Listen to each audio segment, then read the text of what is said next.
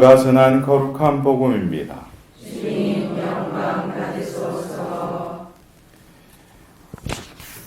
그때 예수님께서 성전에 들어가시어 물건을 파는 이들을 쫓아내기 시작하시며 그들에게 말씀하셨다. 나의 집은 기도의 집이 될 것이다 라고 기록되어 있다. 그런데 너희는 이곳을 강도들의 소굴로 만들어 버렸다. 예수님께서는 날마다 성전에서 가르치셨다. 수석사제들과 율법학자들과 백성의 지도자들은 예수님을 없앨 방법을 찾았다. 그러나 어떻게 해야 하는지 그 방도를 찾지 못하였다. 온 백성이 그분의 말씀을 듣느라고 곁을 떠나지 않았기 때문이다. 주님의 말씀입니다. 그리스도님 참여합니다.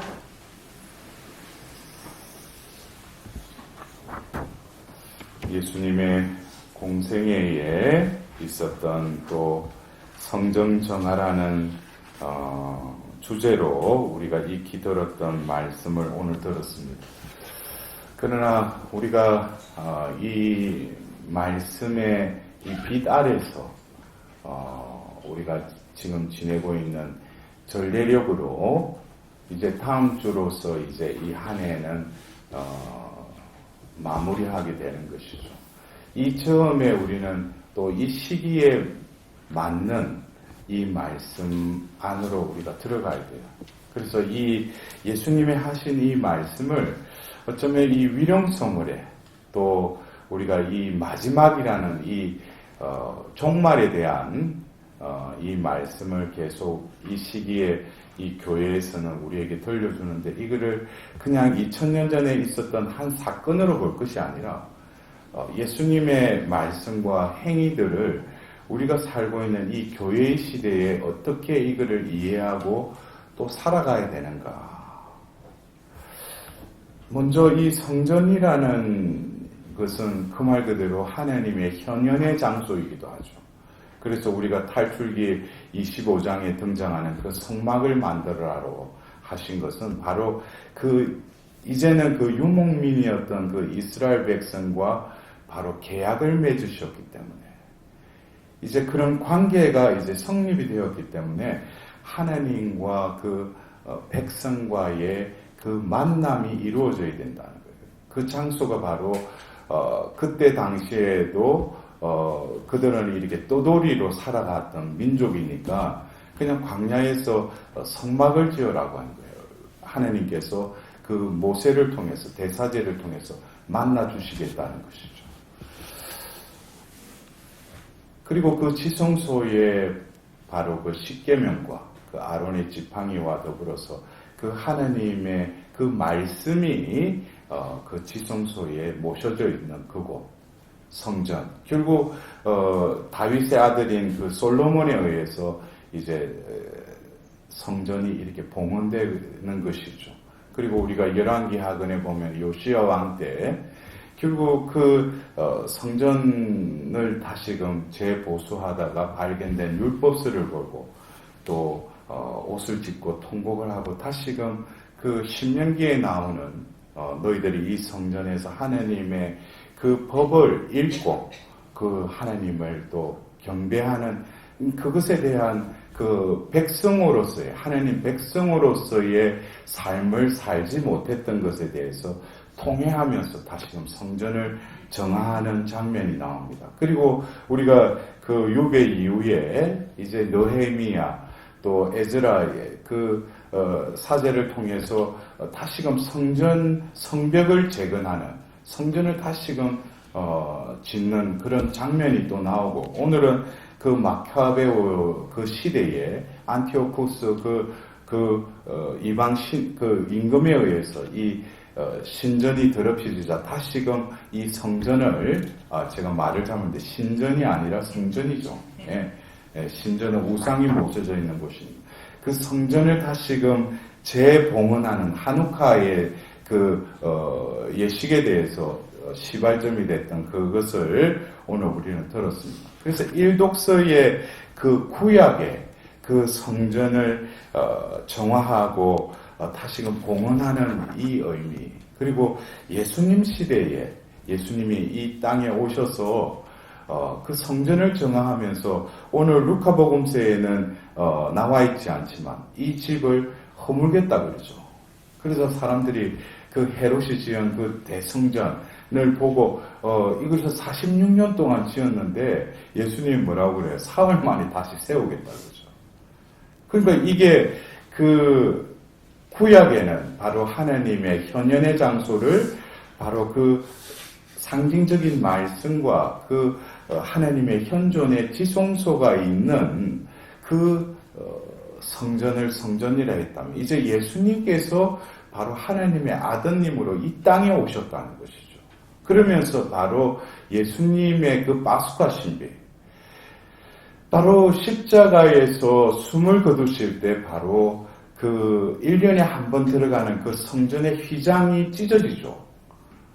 그것은 바로 예수님께서 말씀하신 눈에 보이는 그 돌로 지은 아주 어리어리한 그 성전을 바라보면서 예루살렘 성전을 보면서 예수님이 저 돌 하나도 제자리에 얹혀지지 않고 다 무너질 때가 올 것이다 그러죠. 그것은 AD 70년경에 그 티토스 그 로마 장군에 의해서 그 예언은 실현이 되죠.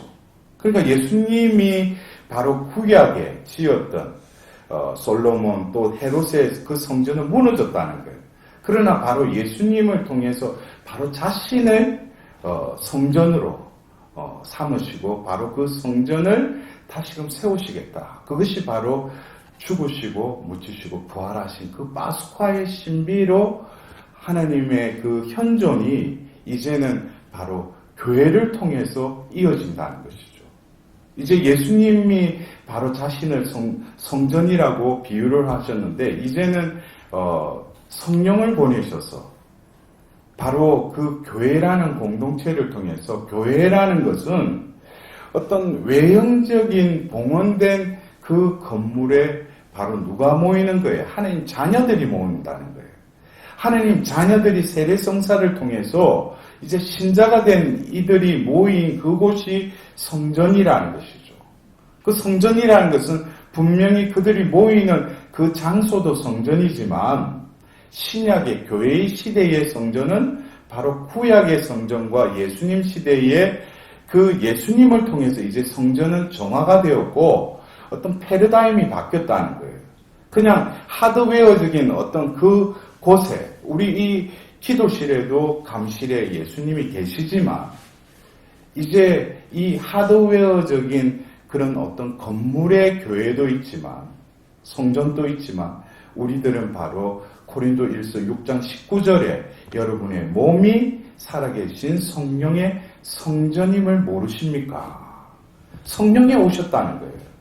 결국 이 성전은 하나님의 현현의 장소잖아요. 그것이 구약을 통해서 또 법을 주신 그 하나님의 현현, 또 이 땅에 오신 예수님 존재 자체가 바로 그 하나님의 현현이고 더불어서 이 신약의 교회 시대에는 이제 하나님의 현현을 바로 보내신 성부와 성자께로부터 보내신 그 성령이 이 교회를 이끌어 가실 뿐만 아니라 그 지체들인 우리 자신들을 또 다른 교회로 축성하셨다는 거예요. 이 개념을 알아들어야지 우리가 오늘 예수님께서 기도의 집이 될 것이다 그랬는데 강도의 소굴이 된다고 그러죠. 강도의 소굴. 이거는 왜냐? 이 본질이 틀려져 버린다는 거예요. 예? 이곳에서 모여서 기도를 해야 되는데 강도의 소굴이 됐다는 거예요. 이것은 여러분들이 배경을 아시잖아요. 왜 예수님이 이런 말씀을 하셨는지. 다른 공간복음에도 구체적으로 또 행동까지 옮기시잖아요. 예? 근데 그것을 우리가 그 시대가 아니라 지금 교회의 시대를 살고 있는 우리들에게 예수님의 이 말씀은 어떻게 보면은 우리가 매년 우리 본당에서 하는 행사 중에 보면 이렇게 부활 대축일을 앞두고 성주간 때 본당 청소를 하잖아요. 왜 그래요? 본당 청소를 왜 해요? 더러우니까 청소해요? 예? 부활하신 예수님을 맞이하기 위한 것이지만 좀 더 본질적으로 보면 우리가 진정으로 살아있는 성전으로서 예수님 부활하셨듯이 우리를 원래의 하나님의 그 살아있는 지체로서 예수님의 머리이신 예수님이 부활하신다면 우리 지체도 함께 뭐예요? 부활하는 것이죠. 결국 예수님이 성전을 며칠 만에 세우시겠다고 그랬어요. 3일 만에 세우시겠다. 이것은 죽으시고 묻히시고 부활하신 그 3일. 그러니까 우리가 부활을 준비한다는 것은 성전을 다시금 깨끗이 하는 외적인 것도 있지만 내면적으로 우리가 뭐예요? 우리 존재가 바로 예수님의 부활과 더불어서 우리들도 부활하리라는 그런 본질적인 그런 의미에서 우리가 청소도 하면서 내 내면을 청소하는 것이죠. 왜? 예수님이 다시금 교회의 그 지체들인 우리들을 어떻게 해요? 교회답게 살아있는 하나님의 지체로서 살아가게끔 우리를 다시금 이렇게 세워주신다는 거예요.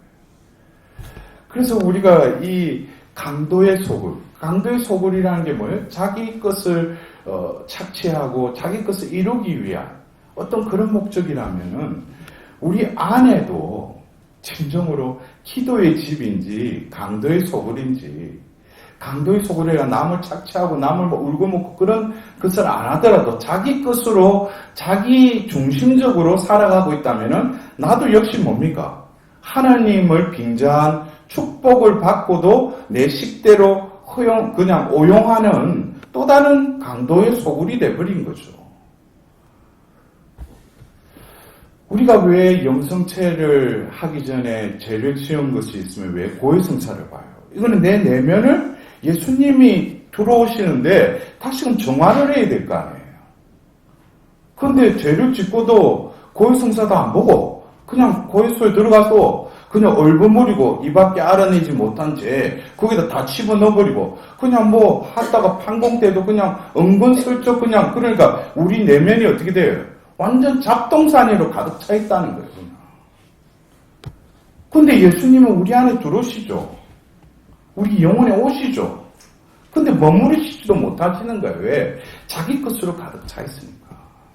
그러니까 어떤 분들은 무슨 기도하러 다닌다고 이곳저곳 다니고 근데 참 중요한 것은 내 존재가 하나님 보실 때 살아있는 성령의 성전으로 회복되고 있는가. 많은 이들이 자기 원하는 것을 구하려고 이 성전에 모여있다면 예수님은 다시금 성전을 정할 거예요. 기도의 집이라는 건 뭐겠어요? 기도는 뭐예요? 하나님과 만나는 장소잖아요. 그리고 하나님을 만남으로써 우리가 뭘 알아차리는 거예요? 무엇을 구하고 무엇을 알아차리고 그 은총을 받아서 나가서 무엇을 행하는 것이에요? 그것이 하나님 뜻이죠.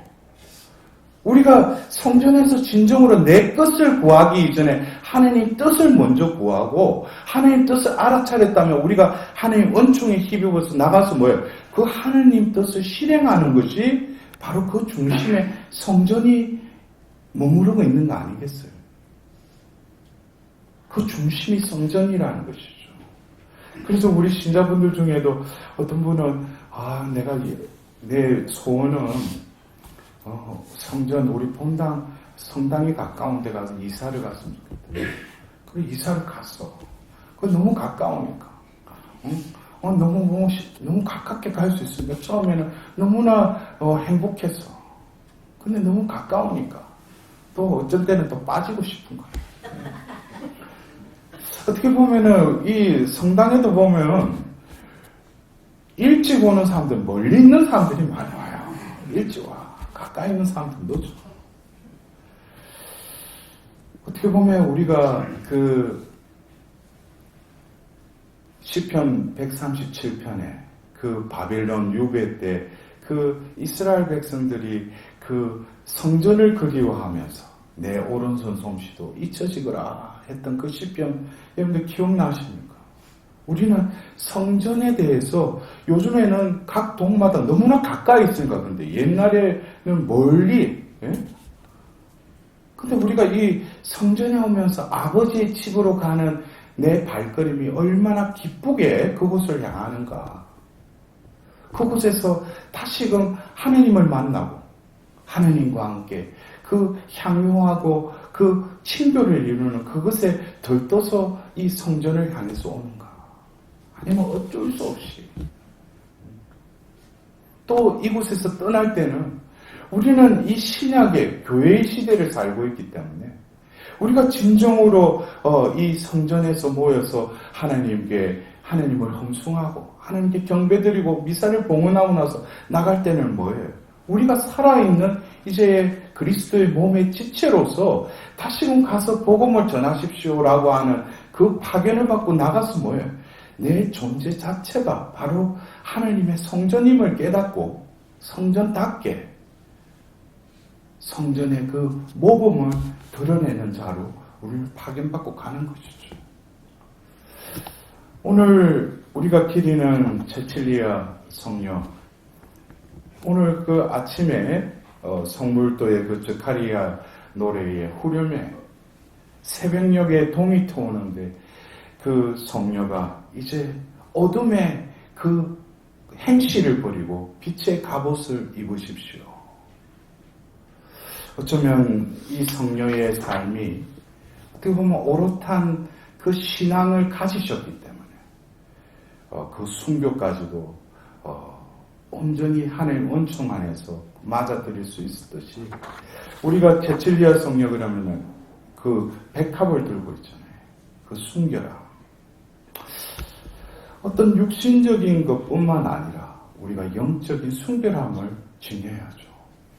성전에 와서는 하느님 앞에서 그냥 하느님께 은총 구하는 것 같으면서도 그냥 성전을 떠나면은 내 안은 그냥 또 다른 강도의 소굴이 돼서 새 속에 파묻혀서 살고 있는 우리들에게 예수님은 또 오늘 또 이 미사 성전을 통해서 우리에게 들어오십니다. 우리는 영할 거예요. 예수님을 맞이할 겁니다. 이제는 예수님이 내 안에 머무시도록 내 영혼의 방을 기도의 집으로 회복시켜 주시도록 오늘 특별히 동정과 순교의 두 월계관을 받아 쓰신 그 성녀와 같이 그 성녀의 정부로 우리들도 순수하고 순결한 이 믿음의 삶을 살아갈 수 있도록 하나님께 자비를 구하도록 합시다.